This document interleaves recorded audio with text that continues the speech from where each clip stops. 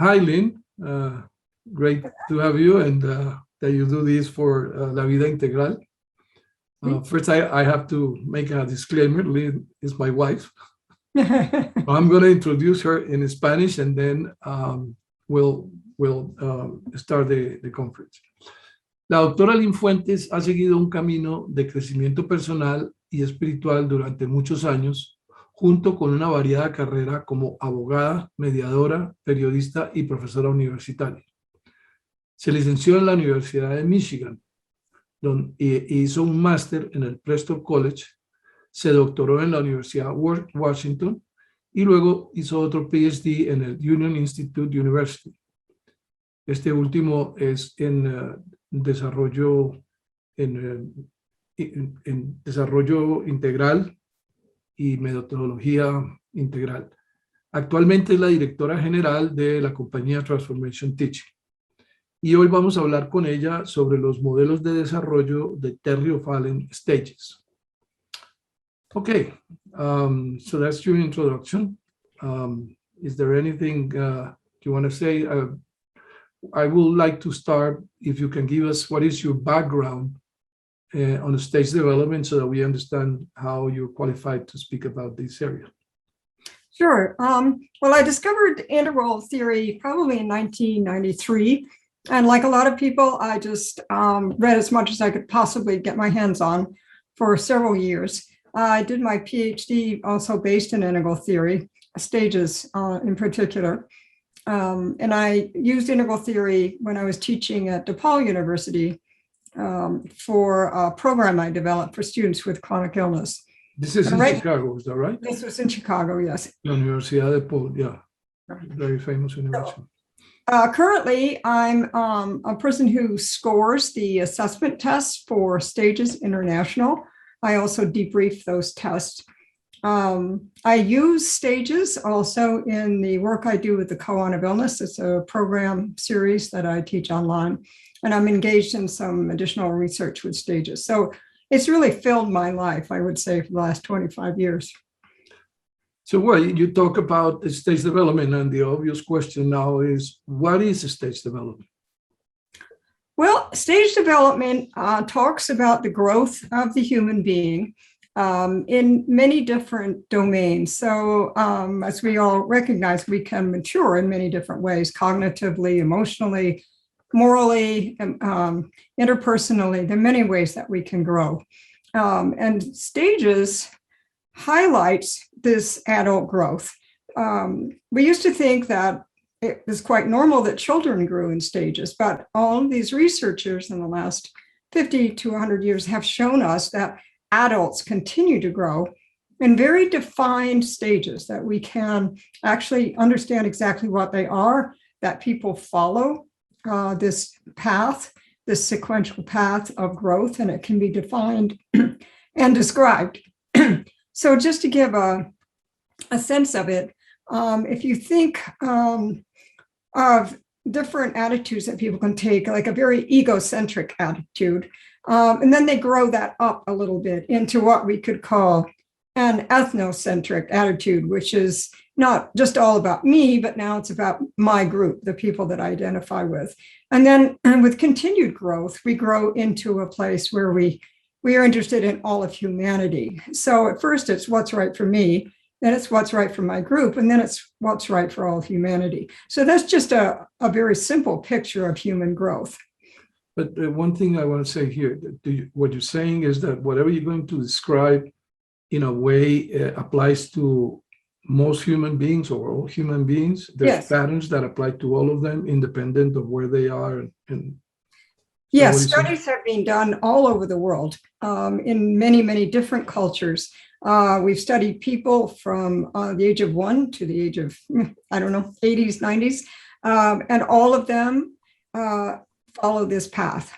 So there are ways to follow this path, and we'll get into that. You can do it in a healthy way, and you can do it in an unhealthy way. And probably we're most obvious of the unhealthy ways that we've seen. But I'll get into a few more details with that. So you want to introduce here a different models, or Yes, I think there are many, many different people, over 100. If you read Integral Psychology by Ken Wilber, you'll see at the back of that book that there are many, many charts showing all of these different developmentalists and what they've looked at. And some people have looked at the sense of self, and some people have looked at leadership, many, many different areas, but they all follow the same general pattern. So I have a slide I can put up that shows the several of these various developmental levels, and you can see that they don't all cover the same ground. Not all of them go as high as some of the others. Ken Wilber's is the fourth one from the left, and you can see his colors. You may have heard of those in other discussions as we rise through the stages. And his goes very high up into Supermind. Then next to his is Terry O'Fallon's stages model, which I'll be going into in some detail. The other models, you may have heard of Suzanne Cook-Reuter, Don Beck, who developed spiral dynamics, and Robert Keegan, who is a professor at Harvard. And they all have their own model. But the interesting thing is if you track across the models, you can see the similarities. So you might want to look at the idea of opportunist in the far left column, second from the bottom. And that carries over into self-centric. It moves over into magic mythic, into power gods. You can see that a preoccupation of people at this level of development is about power, self, autonomy, and that kind of thing. And that shows up regardless of what they're measuring. So it's a very interesting way to see human development. okay, so we find that there are models that show that people are at different stages, and that from different researchers, we can see that that is a phenomenon that occurs across humanity. But why is this important? Well, I think learning about stage development was taught me an amazing amount. It's a fundamental aspect of human growth and development. It's something that Ken Wilber emphasizes over and over again as one of the most important parts of integral theory. It's a lens through which we can view what might be otherwise very confusing aspects of modern life. If we look out into the political world at the present, there seem to be all kinds of perspectives coming against each other. But using this map, we can understand what they're about, what the worldviews are, why people are holding them, what their basic understanding is. So it really helps us to sort things out. It also helps us to sort ourselves out. It gives us more tools for understanding ourselves, and many of us are on a journey in which we are trying to understand ourselves more deeply. So this is really an excellent tool for doing that. Also allows us to help other people. When we understand their particular worldview, we can communicate better with them. We can have more understanding. We can have more respect for their perspective and more compassion for the difficulties that they might have in life. So to make it a little bit specific, if you can relate this to the ideas people have about COVID or things like that, you think that their ideas have to do with the state of development? A lot of the times it does. I think we can see that.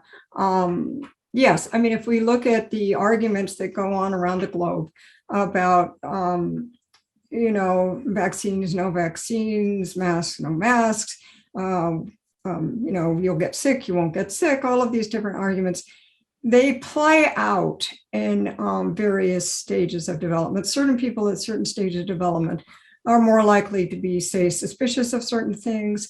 Some are more interested in freedom, some are more interested in social good, those sorts of things. And they do relate in some ways to the stages. So when you say that in general, people that are at a higher state of development and will be more compassionate, more tolerant from other people's view, is that a correlation? Not necessarily, no. I think it's important to establish that a higher stage is better in the sense that it offers us many, many more options for our behavior, but it doesn't make us necessarily a better person. We can know people, well, we can know, it doesn't measure, for example, intelligence. There are people who are very intelligent and people not so intelligent at every one of these stages. So we don't measure that. We don't measure compassion, and we don't measure goodness really with these stages. So I don't think that's a good way to characterize them, actually. So what is measuring is the way we see things, perspectives. We can say that.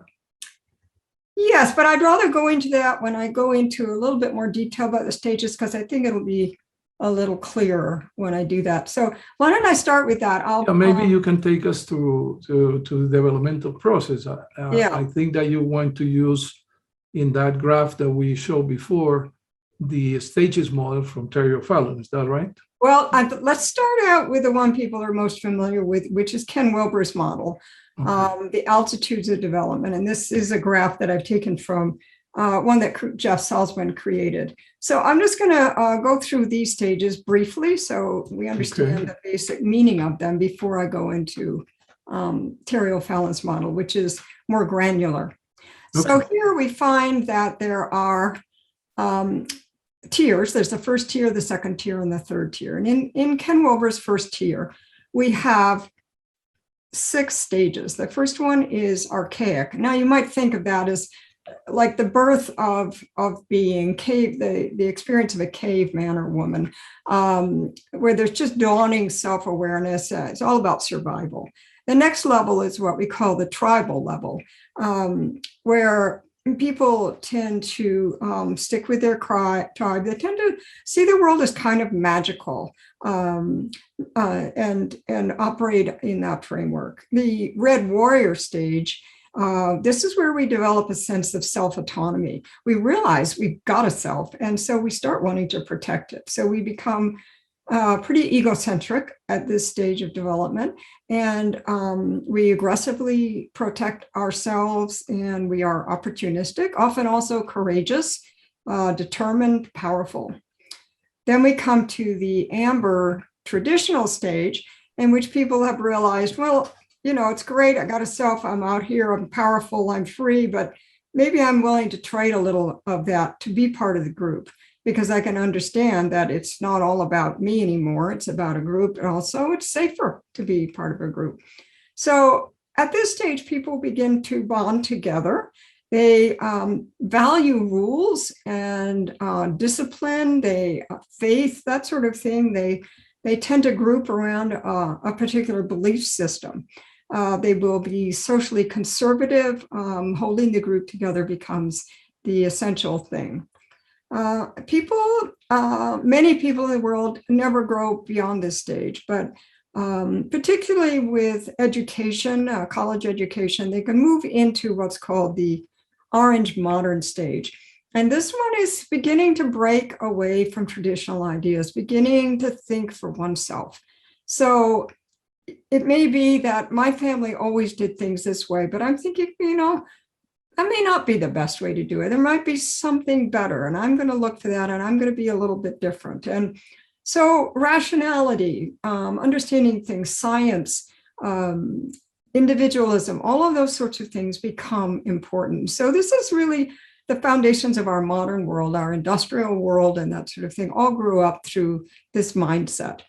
Beyond this mindset, we have what most of us think of as green. This is a stage at which we see the relativism of things. We want equality. There's a lot about social justice at this stage. We begin to see that although the orange world had a lot to offer us, it somehow loses heart. And so we want to bring heart back in. And those are the first tier stages. All of those stages tend to disagree with one another. Each one thinks they have the right answer to how society should be, how people should live. But they tend to disagree with each other, and they don't have any way of integrating these various points of view.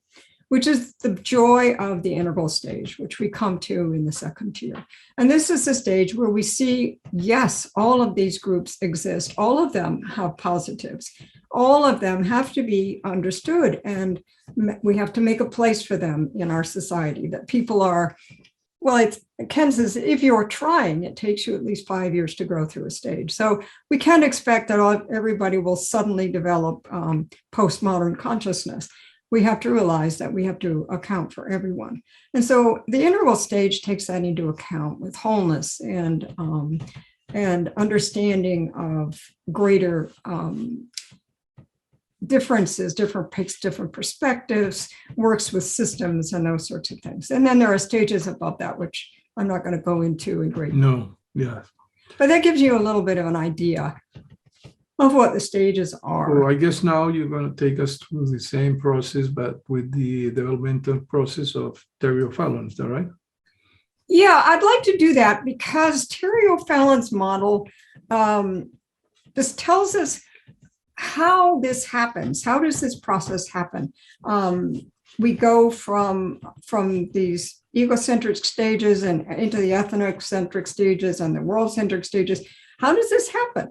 What causes us to do that?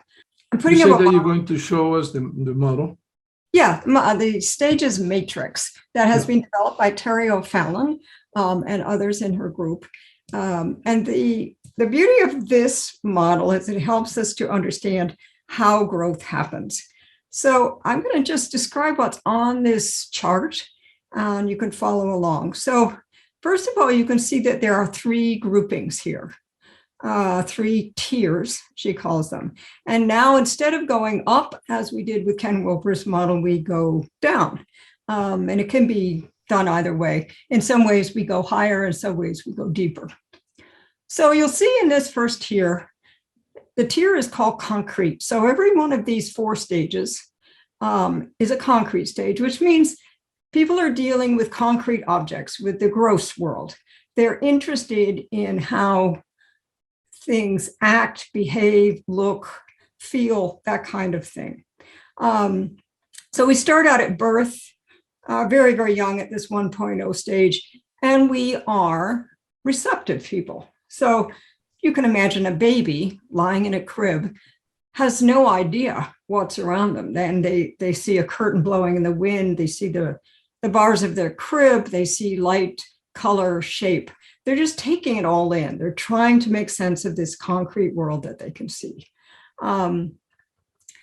They then move into being more active. Think of a 2-year-old, 3-year-old sitting on the floor playing with toys, saying, oh, these are things. I can do something with these things. I am active with these things. So they can throw the toy off the tray and make their mother go pick it up and turn it into a game. They can, play with trucks or dolls or whatever they want to do, but they're still operating in the concrete world. Now, this can be grown up. There are people who are adults who are at this stage, who are active in this concrete world. It tends to be a stage in which people are very egocentric. So they would be egocentric adults. They then move into this next stage, which is called the reciprocal stage, in which they learn to share. So if you think of children, children learn that if I, give you the ball, you'll give the ball back to me, and we can work out some kind of an exchange here. We can develop the capacity to work with each other. And so you'll notice that instead of individual, we've gone to collective in this second column. So our interests at first are all about ourselves. And then we gradually move into an interest in being connected to the collective. So we're still in this concrete world, but we are now in a concrete collective world. We're doing this with other people. So if we're an adult, we're learning to share things. We can cook a meal together. We could be part of a community group, that kind of thing. The next stage is called the interpenetrative stage, and that's a little bit a harder term to wrap our heads around. But essentially, it means that this world has become so much of a part of us that we are interpenetrated with it. So we know so well by this stage how to operate in this concrete world. and how to operate with other people in this concrete world, that it's just natural. So most adults we are interpenetrated with the phone. We are interpenetrated with what? With our phones.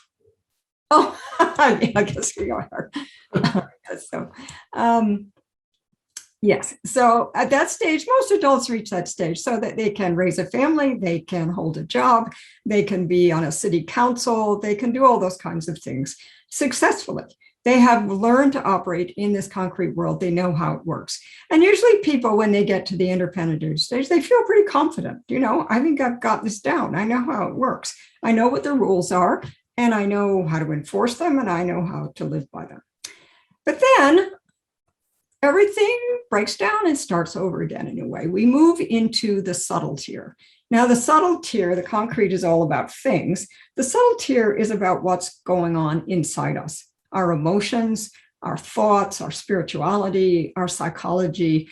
So all of that begins to come to the fore. We had it before, of course, but now we know we've got it. Now we find ourselves maybe thinking about our own thinking. Oh, maybe that's not right. Or thinking about emotions. Why do I always get so angry with my mother? So give me 1 second. One thing that you just said in passing.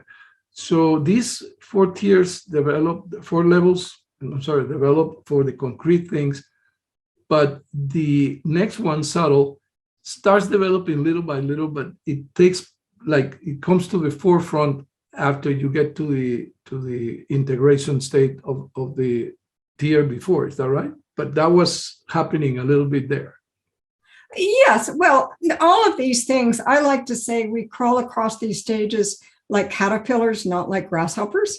So it's not like you leap all of a sudden, I'm this, and then bingo, I'm something else. No, you've got your feelers out all along looking for the next stage, and your back feet are kicking out sometimes in a very low stage. You can be stretched across several. So all of this is happening in a very flowing way. It's not a rigid sudden. So the change of tier, as I understand, and you correct me, is more like a change or focus of now the subtle becomes more front because the concrete is already something that it's like you already managed. Yeah, it's something you're very comfortable with. Okay. And at this point, I'm just going to pause and I'm going to discuss the person perspectives, which is the first column. The one stand for the first person perspective. All about me, I see the world from my perspective. Second person perspective, 2.0 and 2.5, I understand that another person has a different perspective from me, and then I kind of have to negotiate life with that other person. When we get into the third person perspective, we have the capacity for objective seeing. And this is what science is based on. This is what rationality is based on. I can see 2 perspectives out there, and I can judge among them. I'm standing outside those 2 perspectives instead of being one of those 2 perspectives. So now we move into this new capacity. These new capacities come online. We start out again receptive. So first of all, and you can often think of a person going away from home for the first time, growing up, going away from home, and everything is confusing. They don't know how to set a schedule. They don't know how to balance their emotional life. Their thinking is changing. They're seeing all kinds of new things. They're receptive. They're trying to take in this new adult world. And it's a subtle world they're trying to take in. What are all these people thinking about? What's all this going on? So they're receptive and often confused and find life a little difficult to organize at this stage. The next stage, they've gotten a pretty good idea about thinking, and they can plan. Now, they can use their thoughts to plan something 3 years out, for example. They can develop a creative project. They can learn project management. They can be successful. They can run a corporation. So when we get to this 3.5 subtle stage, people are really, really functional and really, really capable. They are thinking for themselves. They haven't lost all those things they had in the concrete world. They still have all those competences and all those understandings, but they've added this new capacity for rationality, for understanding science. They move then into another person perspective, which is the fourth person. And the fourth person perspective can see context. And by that, I mean, they can understand the surrounding circumstances in which something happens. So for instance, somebody who's an active, subtle 3.5 person could develop a product and manufacture it and sell it and be very successful with that. But a person at 4.0 is going to say, okay, what is the impact on the environment? How are the people in your company treated? What kinds of benefit are you bringing to society? So they're looking at this bigger picture. And they also become very more and more comfortable with thoughts and ideas and emotions, and they want to share them with other people. So again, this becomes a collective endeavor.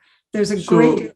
They're looking at the same product and at the same task, but instead of concentrating on having all their idea about the product and the task, they see consequences outside and things that might not be related, but in long term or unintended consequences, they have the capacity to understand that more.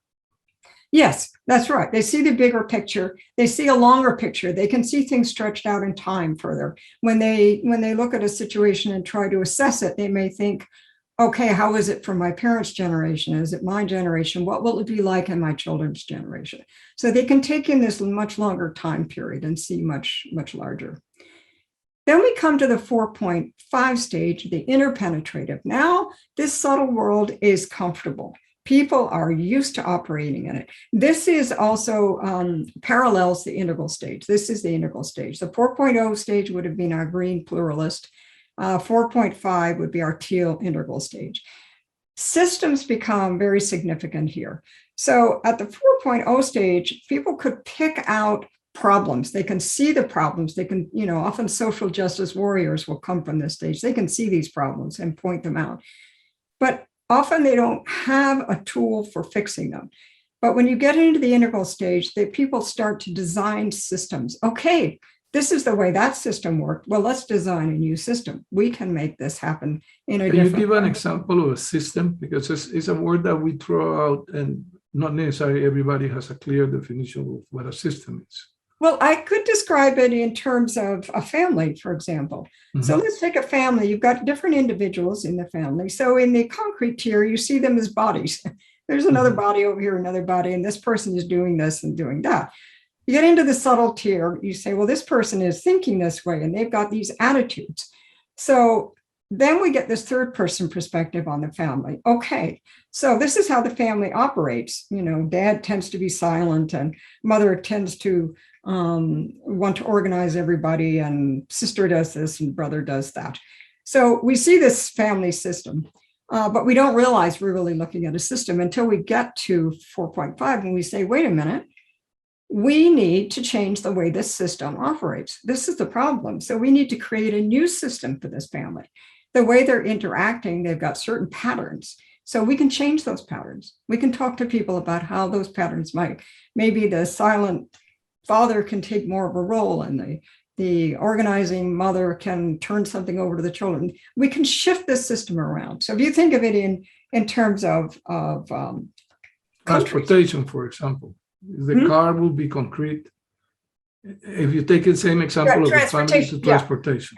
Yeah, start out with a car, and then we come up with this whole system of roads and toll booths and taxes and infrastructure changes and all those sorts of things. This is a huge transportation system, which includes airplanes and buses and trucks and all of the things to make it run. So the system is enormous. And so if it's not working right, we can look at that system and say, well, certain things here have certain incentives on the road. We're incentivizing people to drive too fast. So we can shift this system around. And that's what integral can do. It can look at things like that.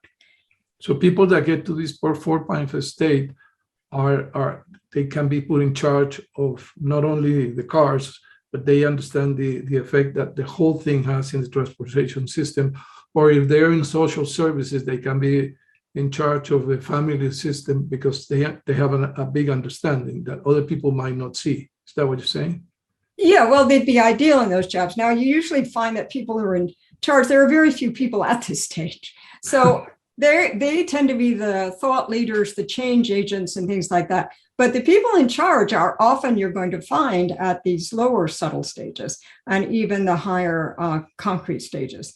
And so many of our institutions operate on a kind of concrete level. And so the fact that these stages are there doesn't mean that our worlds are operating at these stages, or that the leaders of any of these organizations is operating at these stages. Which Ideally, is one of the they would be. problems. And Yeah. ideally, with an understanding of stages, we can look at our leaders and we can say, what kind of capacities do they really have? Where are they in this developmental situation? Don't we want somebody with more capacity running our transportation system, for example? So that's one way of looking at it. Now, the next tier is another giant shift where all that seemed to be true becomes a little less true. We begin to see through it. We begin to see that there's something more. So this meta-aware tier is a tier in which people come to know, first they came to know the concrete self, then they came to know the subtle self, the mind, the emotions. Now they come to know the causal self. This is the idea of presence and awareness. And those are the things that begin to take center stage in this stage. And just like the other tiers, first people are receptive. Whoa, what is this? And then they become active. They understand it more and more. Then they are able to share it. And at this level, sharing is becoming really one with the cosmos in a sense, so that the awareness expands and expands and expands. So anyway, you mentioned two words that I like for you to expand on. One is presence and the other one is awareness. So in this tier, the third tier, the meta-aware tier, as you said, the people become more present and more aware. Can you elaborate a little bit on both of them? Well, presence and awareness show up long before this. It becomes a central concern of 4.0. Okay. But what happens is people become identified with presence and with awareness. They shift their identity from the person who has presence to being presence. This is a little hard to describe here, but what happens is people become aware of their own awareness. So they're aware before, they can say, I'm aware of this, I'm aware of that, but now I'm aware that I'm aware. And so that's a different way, or I'm aware that I am present. I am noticing that I am present in this situation. So there's a step back from the self. And gradually over the course of this tier, the self essentially dissolves. So up to now, we've spent a lot of time building a self. And in this third tier, we dissolve the self, we let go of the self and step back into a larger self, into identification with a larger self. If that helps. Yeah. Okay. So if we want to make a overall view, what would you say that are what makes this model of Fallon different? What are the things that you think are important and that differentiate from other models? Well, yeah, she has grown on the shoulders of Ken Wilber and all of the other developmentalists, Suzanne Cook-Reuter in particular. And so her model is not so much different as these, because that's what they're based in, but she has found ways to be more granular about it. So these iterating patterns going from receptive to active to reciprocal to interpenetrative, that's something new. She also takes us to higher stages than many other of the models have done. So she has research on people in this third tier. Now there are very few of them, but she has several hundred people at that stage or more. Actually, I don't know exactly how many they have at this point, but they have many people. So they're able to tease out the differences in these higher stages. Up to now, it hasn't really been easy to do that. They could measure up through the integral stage and perhaps just beyond, but it was very hard to measure beyond that. And her model allows us to do that. So that I would say that's that's a significant difference. Now, I guess the next question is, how do these stages play out in the world? Well, it's great. I mean, it's a great question, and it's something we can look at for sure. So I have another little chart here that I put together myself, showing the stages and a little bit about them. So you can see down at the bottom, the archaic stage. That's a stage of unfocused awareness. Less than 1% of the population is in that stage. So it really doesn't show up in adults in any way that we would see very often. The magic stage, which is egocentric and has a focus on security, it's impulsive. About 4 to 10% of adults might fall into that stage. So it does show up. These tend to be people who are being watched over in some fashion by somebody. They might be institutionalized, that kind of thing. It's difficult to live in this world with only that level of consciousness. The egocentric red group, 12 to 20% of people. And we see that show up in this world a lot. If you're looking at politics and seeing what's happening, we see all kinds of people out there. What's in it for me? What can I take for myself? As an adult, this can lead to criminal behavior because there's little sense of the other and there's a great sense of what I need. So we can see that showing up in the world. The next level, the 2.0 level, this is about learning the rules and developing group attachments. And we can see that there are certain political groups, for example, that are seemingly more interested in serving their own group than they are in serving the world as a whole, in terms, serving everybody. And this can cause a lot of friction, of course. Now, there are benefits for serving your group and being close to your group and finding connection within, but in this global world, it's really necessary that we begin to step outside of that way of seeing things and recognize our humanity and recognize our connection with everybody in this world. Our problems are now global. So we need to get beyond this concrete level of seeing and into ways in which we can relate more on a subtle level and more on a level that we're concerned about everybody's rights in certain situations.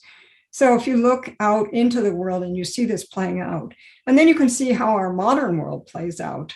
This is the 3.5 or the modern stage, which has brought us so much technologically and continues to do so, but has also brought us the problems of climate change and dehumanization and that sort of thing. So we can see that each one of these stages has its problems and each one of these stages has its benefits. And ideally at the integral stage, we can hold on to the benefits and try to overcome some of the negatives of these various stages.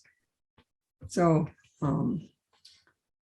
integral is just beginning to come in. As you'll see, I think the estimate now is around 5% of people are at the integral stage.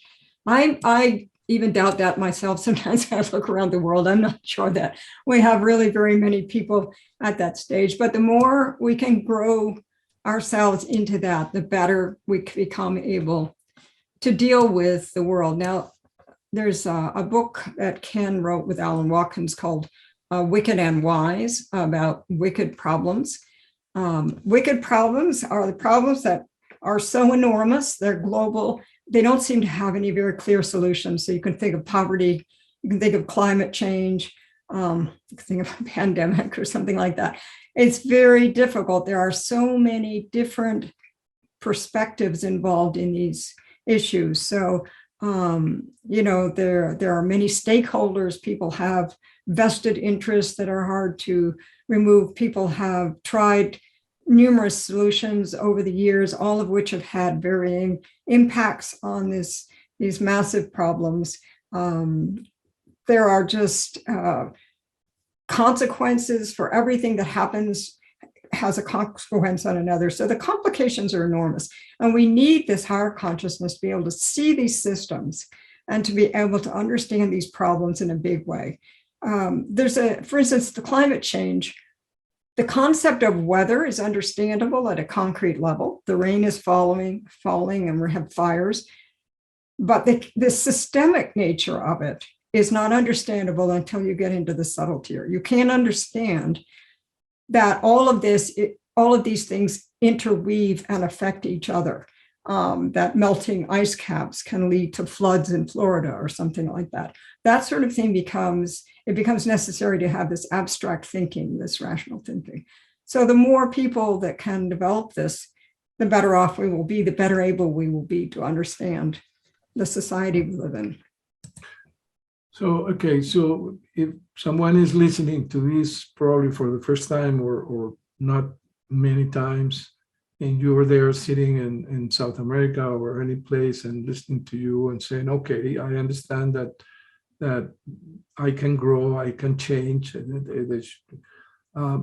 And maybe I'm beginning to be open to say, maybe the way I am is not the only way. So that in itself requires an aha to just get to that point. But let's say most of the people that are listening to us are the stage.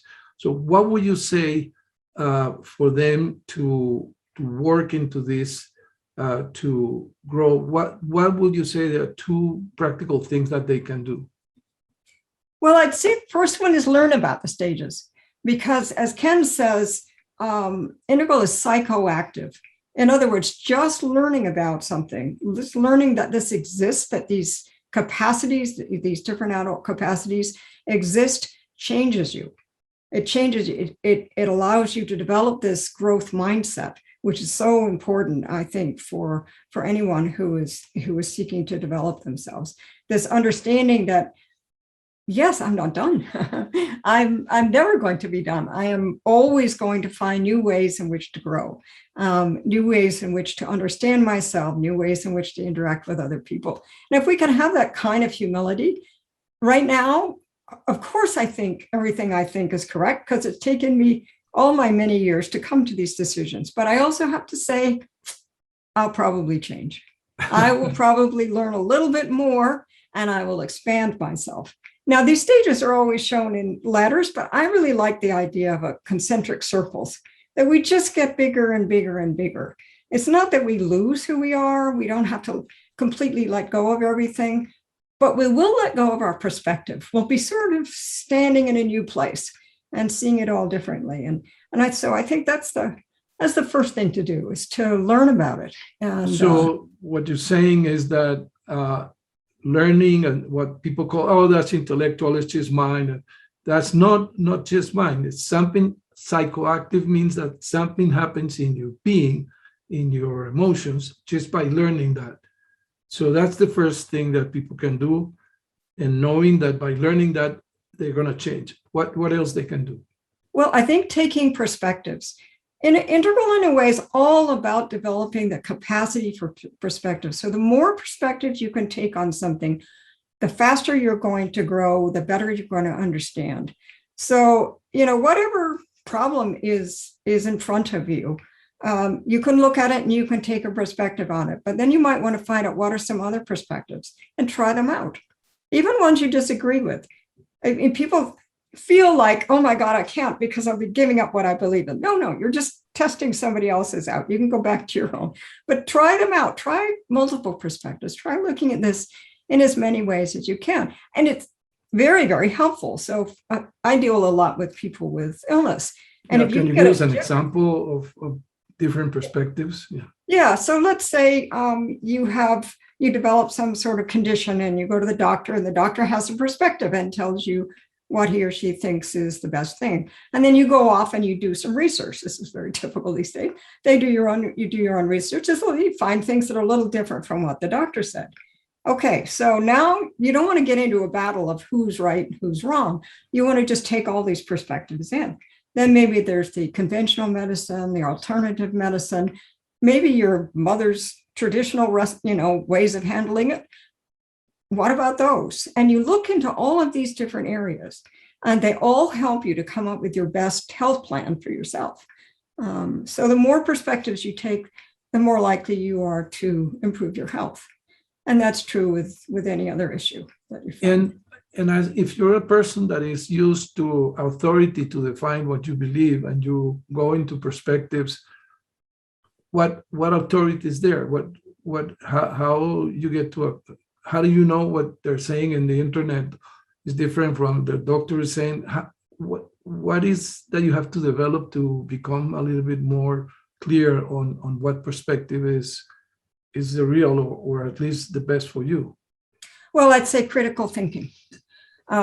Because yes, for much of our lives, we rely on the authorities. We have parents as authorities, teachers as authorities, our religious leaders, our political leaders, and we've trusted them. And you get to a certain place, you start moving into the subtle tier, and you start to realize, I can't just take this wholesale. Somehow I have to be able to understand it better. I have to be able to bring my own thoughts to this. But you can't just throw it all out and say whatever I find in the internet is true, is more true than what you're telling me in this organization. No, that doesn't work. So developing critical thinking, which is learning how to read something, how to look at something, how to understand who is speaking, what do they have to gain, what's the agenda here, what are the underlying reasons for this, how do they play out, what are the consequences. It's not a matter of just deciding this person is right over here, because all of these people, who's right, who's wrong. That's what we find ourselves in. People go on and argue on the internet endlessly. My authority says it's right, your authority says it's wrong, blah, blah, blah. No, we need to step back. We need to be able to develop this critical thinking capacity. Okay, so as a practical thing for growth, for moving development, we first say study the developmental stages, different theories, because that will open your mind and make you understand that you're not, like you say, you're not done. You're going to grow and mature more.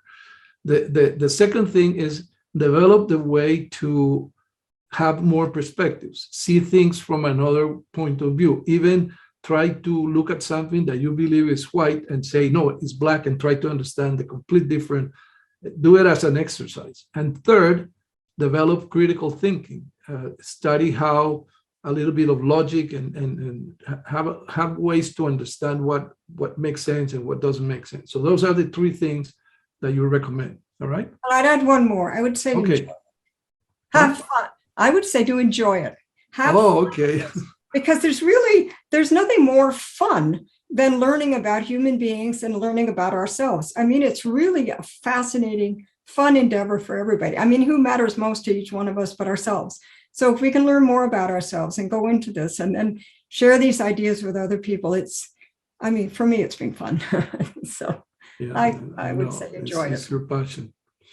Have fun and be patient. Yeah.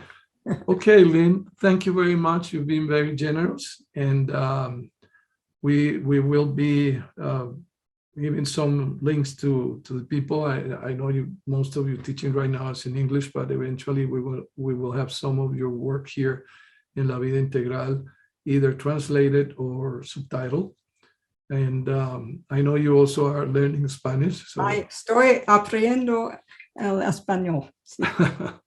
Okay, thank you very much. You've been very generous. Okay, thank you. Bye.